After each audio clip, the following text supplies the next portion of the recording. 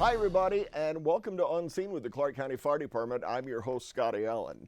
Now, those of you that remember, we did this program some years ago, and we're back on Channel 4 once again, and it's so nice to be back. On this program, we take an inside look at the Clark County Fire Department, the past, the present, and the future. And to sort it all out for me is my very first guest and a very dear friend. He's the 10th Fire Chief of the Clark County Fire Department, my friend Fire Chief Greg Cassell. Scotty, how are you? Good, buddy. How are you? I'm doing well, doing well. Nice to see you. Thanks for doing this. Well, thank you. I'm looking forward to this, coming back to our community and reaching out. You know, and actually it was your idea to bring the show back. So did you just miss me or what? Of course I miss you, obviously. But, you know, I remember back when the show was running all the time, and we would have people in the grocery stores or out in public talk to us about what they saw on the show. And it's just a great way to us inform our constituents and our customers and our residents of what we do as a fire department. Yeah, and when we used to do the show, that's what I loved about it, was the fact that we kind of put a face to the fire department. We let our taxpayers know where maybe some of their tax dollars were going in supporting of the fire department. So it was a big undertaking, but I'm glad we're back here on Channel 4. And so am I. And of course, I want to thank Eric Papa and Skip Kelly here at Channel 4 too for making this happen. So here we are. You and I, we go back to the Mercy Ambulance days. We've known each other a long time, and I don't even want to count the years, but we've known each other a long time. Yep. And a lot of water has flowed under the bridge since then, and those of you, if you remember, a long time ago, back in the day, there was actually two ambulance companies here in town that ran the calls. It was American Ambulance and Mercy Ambulance. And I was working at Mercy Ambulance at the time, and you were working there as well. You were how old at the time? I was 16 when I started working at the ambulance company for the mechanic, doing odds and ends around the mechanic shop for him, and then started in the streets as a medic in the summer of '87. Wow. And did you ever at that time ever think about it or have aspirations of being the fire chief one day? No, I really wanted to be a firefighter paramedic. That was pretty much where my goals were, but that's obviously played out plus some for me, so I've been lucky. Well, you're a Las Vegas native. You were born and raised here. You're from a pretty large family, but most of your family members actually worked at Metro or were police officers. Yes, I'm the one oddball in the family, so to speak, that didn't go to the law enforcement route one way or another, either from communications or actual street police work. So I like the fire service, always did. My dad kind of brainwashed me early by making me watch Emergency back in the day with Johnny and Roy. It came on after Adam 12, but he made me watch that show and just hook, line, and sinker. I was all in. Yeah, I remember watching that show as well, and I remember, wow, this is the coolest show, Emergency, you know, and showing what these guys do and everything. I watch it now, it's pretty cheesy. Yes. The acting's a little subpar and the backgrounds and stuff. A little bit, yeah. But in the 70s, for a little kid, man, it was very appetizing. Sure. Speaking of your father, something I know that you're proud of, he just had a local ballpark that was dedicated in his name. Talk about that a little bit. He did. So when my father retired from the police department, he was a professional baseball scout for 20 plus years after that. And him and his good friend Manny Guerra, who worked for the Cardinals, my dad worked most of his time with the Texas Rangers, passed away, over a couple years span. And through some conversation, it was decided that they would, how nice it would be to have a baseball field named after them. And it just so happens down the southwest part of the district in Mountain's Edge, some really, really high-end baseball fields were being built, and I spoke with then Commissioner Brager from that district, and we got it on. So there's the Manny Guerra Field and Carl Cassell Field right next to each other, just like they were for so many years. That's amazing. Your dad was a wonderful man, and we're sorry to hear that he had passed, but your whole family is pretty great. Yeah, I'm very lucky, very blessed. Okay, so you were hired by the Clark County Fire Department in 1989. My career began with the Clark County Fire Department the same year. You were in one academy or rookie class before me. You were in 89-1, I was 89-2. Yes. If you remember those days. Yep, 7 weeks apart. 7 weeks apart, yeah, exactly. Let's just talk about you a little bit, if you don't mind. So I mentioned that you were born here. You hold 2 associate degrees and 2 bachelor degrees. Yes. Right? May 1989, you graduated from UMC's paramedic program, and you were a paramedic for a long time. Yeah, about 17 years. Nice. You've been an EMS instructor for the department as well as the community college. Yes. Yes. Some teaching. Okay. 1990, you married your lovely wife Gina, who her and I have been friends for many, many years as well. And you have two kids? 2 kids, Dylan and Madeline. Uh-huh. Both are teenagers and doing very well. They're great kids. Gina's done a wonderful job. Sure.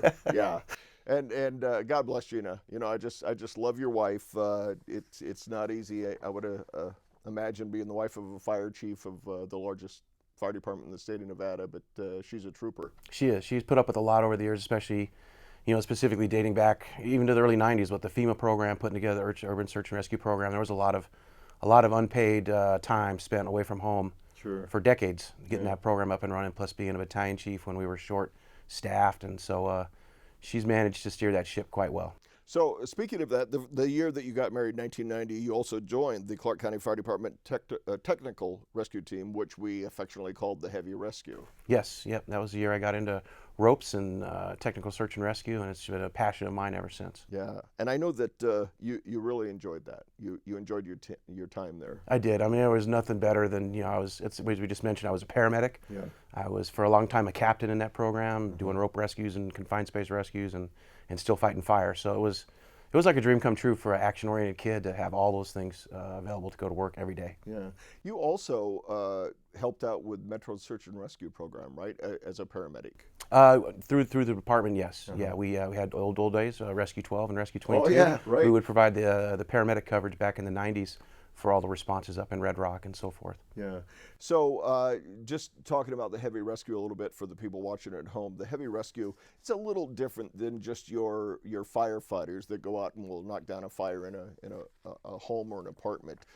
You guys are called out on the hairy calls, the ones that boy, you're just not sure how you're going to get a person out of a trench or some sort of crazy life-threatening situation. Yeah, occasionally there's specialty calls that require extra skill sets that you can't train the whole 700 people on the fire department for. So we've trained specialty teams, and when we have those calls, those personnel go, and if they need assistance, then the other fire departments in town have similar teams, and we'll amass all those specialty resources together to handle things like trench calls. Those are very, very challenging and very long-term events. It can take 6, 7, 8 hours sometimes to successfully extract somebody that's trapped below grade in a trench or some sort of a hole. Mine shafts is another one, really bad car accidents, airplane wrecks, things like that. Things that don't happen on a routine basis, but require some specialty tools and specialty training to help mitigate. Okay, so speaking of the heavy rescue, it was shut down for a period of years, out of service, and under your watch, you were able to get it back up. So you breathed life back into the heavy rescue program. So did you see a need for it?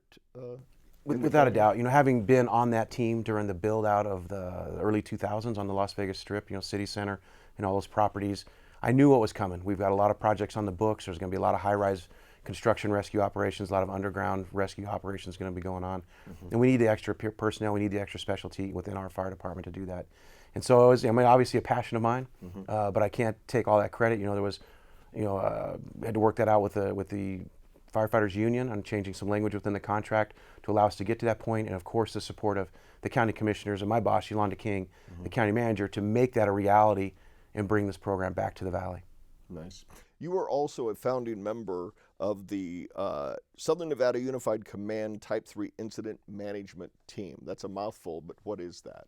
Well, that's a team of personnel that come together when there's an unusual situation, say a flood or a large-scale event. And it's a group of people that provide the overall incident management for that event. They determine the priorities for that event, they order the resources, they track those resources, they assign those resources, and they take care of whatever's needed to be taken care of. For example, in 2014, I took out a group to the Moapa Indian Reservation when they were devastated by a flood. And over the course of about 7 days, we worked out there. It had absolutely nothing to do with firefighting or rescuing people. We rebuilt their roads, we rebuilt their sewer system, we dealt with their displaced people and their housing, provided extra shelter and food and things like that. So we managed that event because it was beyond the capabilities of their local response out there. And of course, that team is still together. The team is still together. I don't have much to do with it anymore, being in this position. I just don't have time for extracurricular activities such as that. But it is still together. It's a challenge to keep together because people train and move on and trying to keep people qualified to sit in those seats. But it is still there when needed. And speaking of your position, February 17th, 2015, you became the 10th Fire Chief of the Clark County Fire Department. I did, yes. Big day for the Cassell family. Yeah, and actually we actually had your badge pinning ceremony, which I was so proud that you asked me to MC that event right out here at the entertainment venue at the Government Center. Yeah, it was a wonderful day, boy. In February, you wouldn't expect to see a 65-degree, wind-free, beautiful sunny day, but we had it that day. It was great. Yeah. So, Chief, you're what we call in the fire service a firefighter's chief, because you've done it all. Coming up through the ranks, you were a firefighter paramedic, a fire engineer, you were a fire captain, a battalion chief. Were you a member of FEMA? Yes. Yes. So you actually done it all, and now you're the big guy in charge. Well, haven't done it all. I never did do hazmat, and I never did make it to the airport. There's a couple specialties I never put my toe in, but I've definitely been able to follow my passion and my dreams and the things that I wanted to do in my career. And I'm blessed. I'm very blessed. That's why I retired. I got exhausted watching you. Well, I'm not far away right now. I'll be honest with you. I'm 30 years coming up right now, and it won't be. I will not see 31. Yeah. Wow. Yeah. That's amazing. What a career.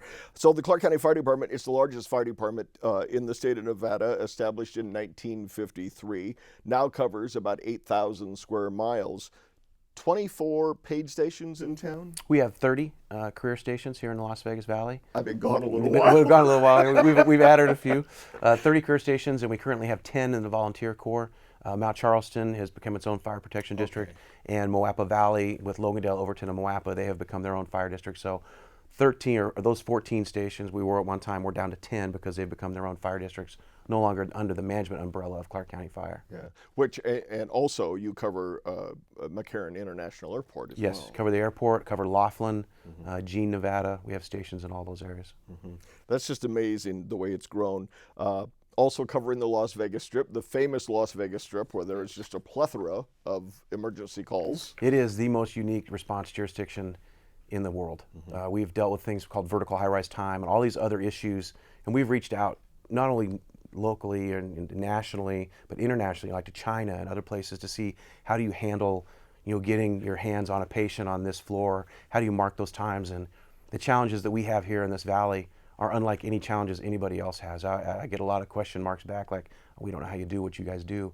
But our men and women are absolutely phenomenal. The work that they do, the quality of service that they provide, the timeliness of those services they provide is just second to none. I think it's safe to say that if you're staying at a hotel on the Las Vegas Strip, it is one of the safest places that you could be. Yeah, there's no doubt. I feel that exact same way. Yeah. Okay, so with all the growth and everything, how many calls, what is the call volume nowadays for the Clark County Fire Department? We're running roughly about 140,000 incident responses a year, and that's actually down, but it's down because we made changes in our response models. So we've trimmed back a little bit on our fire responses. We've altered some of our EMS responses because the call volume was getting so high, and we were unable to add resources due to the recession and trying to recover financially as a community and as a department from that time period from 2008 to 2015, 16, 17, in that range. We had to figure something out because we were burning people out. People were quitting the fire department, giving up their careers because they were too busy and they couldn't manage their home life. They were just exhausted. So we had to make some changes. So with staff, the district attorney, the medical director, we took years and years of data on our calls and made some data-driven decisions on how to better serve our community, keep our resources fresh, and stop the departing of quality employees for other entities, because they were tired or didn't think that they could maintain this pace for 20 years. And are all the units now ALS or paramedic level unit? Everything with the exception of the battalion chiefs and the airport vehicles, ARF vehicles, are not ALS. Everything else has a paramedic on it, from engine company to ladder company, the big truck going down the road with the ladder on the roof, and the rescue ambulances. Everybody has at least one paramedic on them. Okay. And so how do you keep up with the growth in that ever-changing landscape out there? That's a challenge. Southwest part of the valley right now is just booming. We have a tremendous response time issue out there. We're working with the commissioners, we're working with the Home Builders Association, we're working with county finance and county leadership to fast track some stations down that area to get our footprint.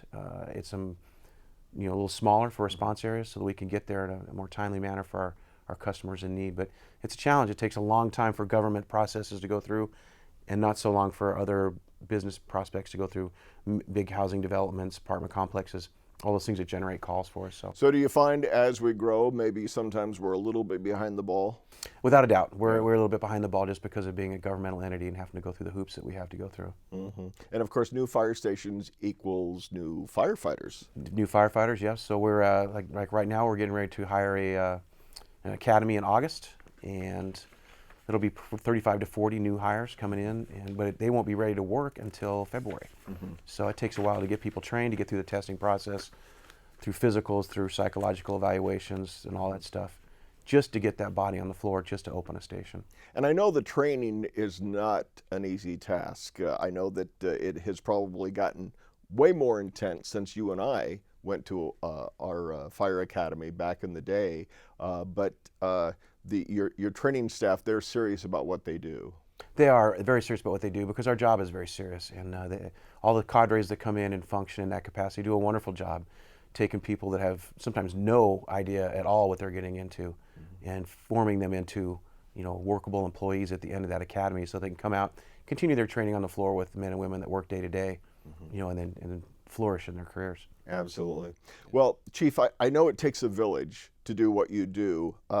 Let's talk a little bit about your support team, your administration. Yes. Great staff. I have 6 deputy chiefs and soon to be 4 assistant chiefs. We've added an assistant chief to our talent pool. He'll be coming in from out of town. He's going to manage the firefighting operations at the airport because that's a very specific skill set that we just weren't at the top of our game on, so to speak. So we reached out nationwide, did a recruitment, and found a gentleman that's coming in that's what he's done for 29 years. He's leaving his current job, retiring, and coming down here for his second career. But he's young, he's energetic, he's highly intelligent, very talented. So we're excited about that. But so the deputy chiefs, they handle everything: human resources, finance, EMS, logistics, customer support. Special events is a big one for us, counterterrorism, law enforcement integration. We have staff chiefs that cover all those things because we have to have our footprint in all of those events. Because of being the entertainment capital of the world, having legitimate terrorist interests in our community, soft targets across the world get hit. So we have embedded ourselves in that process too with the police department. So the staff chiefs in the Clark County Fire Department are very busy handling a wide range of tasks. And I know you're very proud of your people. Yeah, they're awesome. They do an amazing job. All across the country right now as we're traveling quite a bit, speaking on what happened to us in October of 2017. People are amazed at the amount of things that we're able to come up with, develop, implement, and manage at this level. Sure. Okay, Chief, we're going to take a quick break, all right? We'll have more on scene with Chief Greg Cassell from the Clark County Fire Department right after this.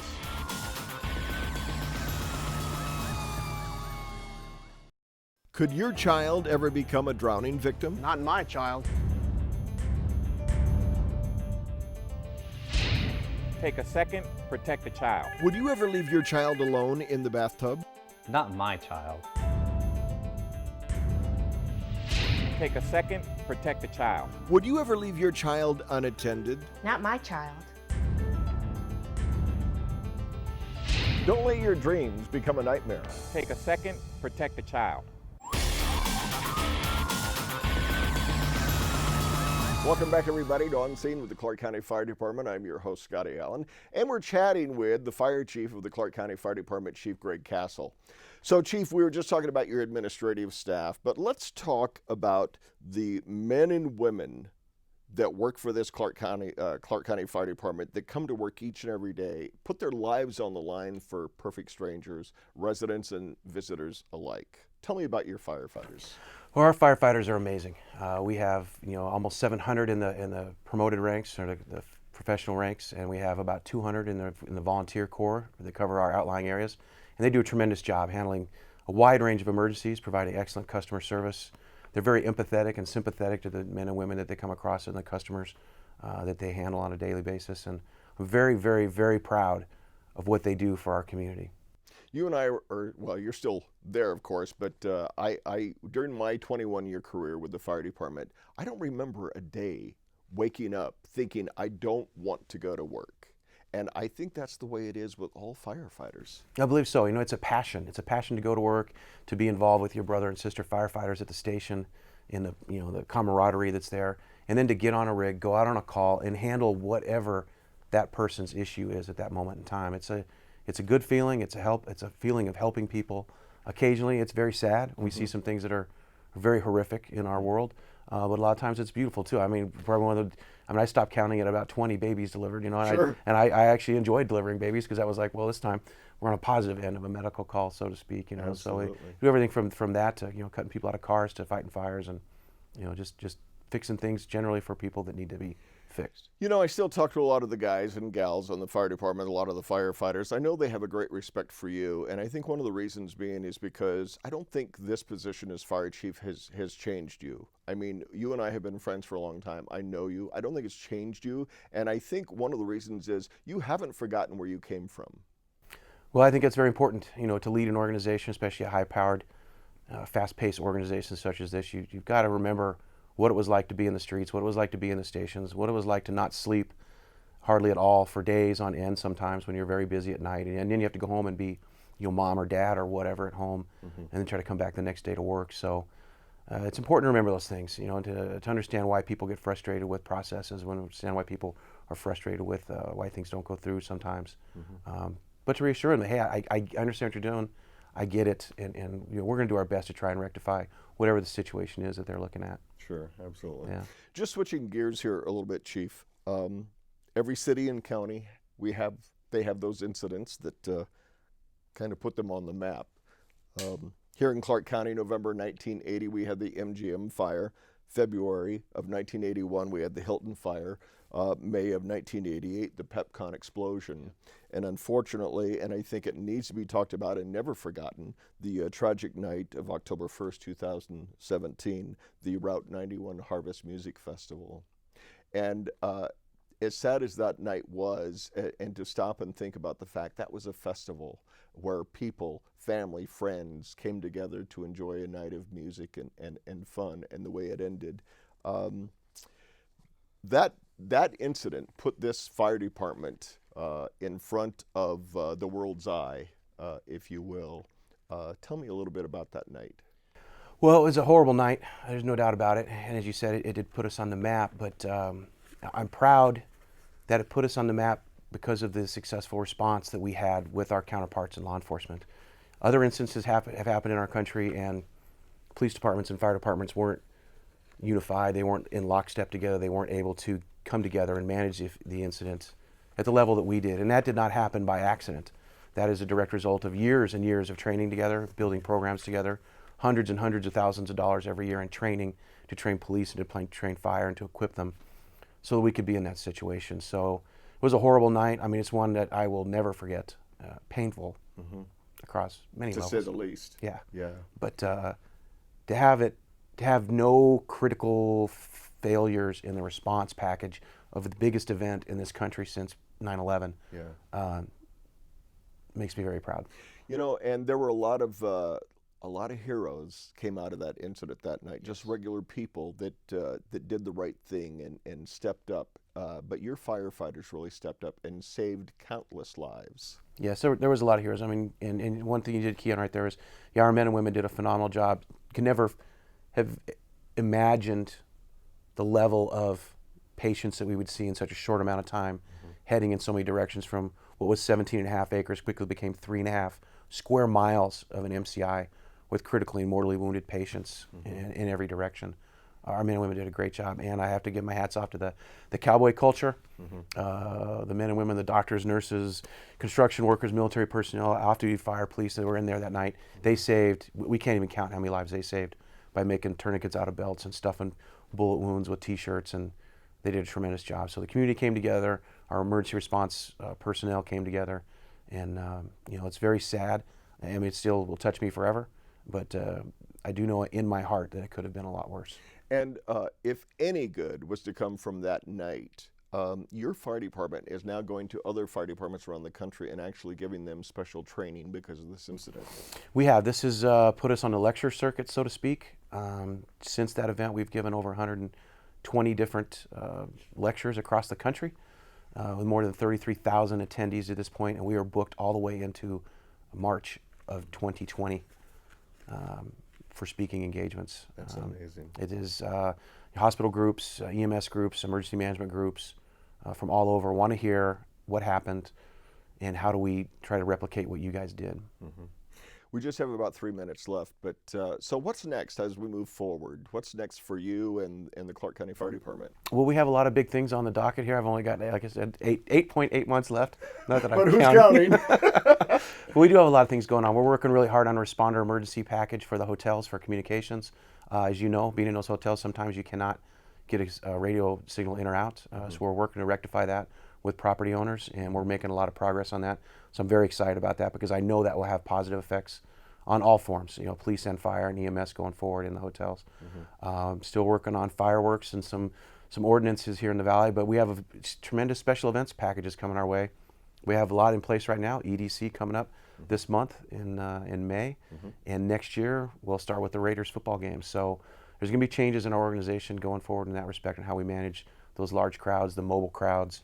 It's going to be very interesting to see how that plays out. And I wish we had more time because I did want to touch on the Raiders and the department. This is huge for Las Vegas, of course, the Raiders come, but we're going to save that for the next show, okay? Because I definitely want to have you back, and because we still have plenty to talk about, But thank you very much for your time. I know you're a busy guy, and you're a dear friend, and thank you for what you do. No, thank you, Scotty, for coming back and helping us get the show back out to our public. Yeah, it's going to be a good time. I'm looking forward to it. So thanks. Appreciate it. Thanks, Scotty. Okay.